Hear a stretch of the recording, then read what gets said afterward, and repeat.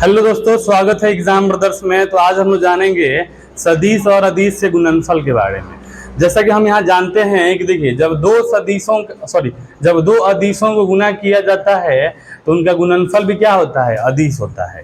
जैसे हम समझ सकते हैं 9 गुने 10 90, -6 गुने 5 -30। यानी यहाँ पर दोनों अदिश है तो इसका गुणनफल भी क्या हो जाएगा, अदिश हो जाएगा। लेकिन अगर हम अदिश को अगर सदिश से गुना करें तो हमें क्या मिलेगा, सदिश मिलेगा।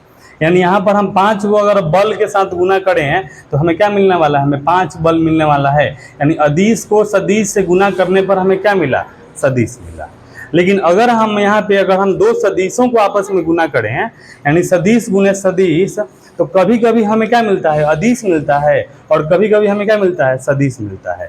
एग्जाम्पल के तौर पर आप समझ सकते हैं, देखिए बल और विस्थापन को गुना करिए, यानी बल भी सदिश है और विस्थापन भी सदिश है। और जब दोनों को हमने गुना किया तो हमें मिल गया कार्य, और कार्य क्या है बताइए, अदिश है। क्या है, अदिश। उसी तरह बताइए बल गुने बलों के बीच की दूरी, यहाँ बल भी हमारा क्या है, सदिश है, और बलों के बीच की दूरी भी क्या है, सदिश है। और जब दोनों को गुना किया गया तो मिल गया हमें बल आघूर्ण, और बल आघूर्ण क्या है, सदिश है।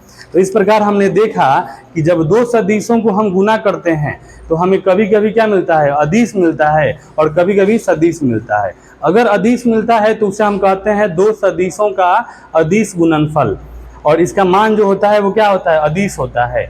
और अगर मान लीजिए गुणनफल अगर सदिश मिल गया तो उसे बोलेंगे दो सदिशों का सदिश गुणनफल, और इसका मान क्या होता है, सदिश होता है। मुझे उम्मीद है आपको ये समझ में आया होगा।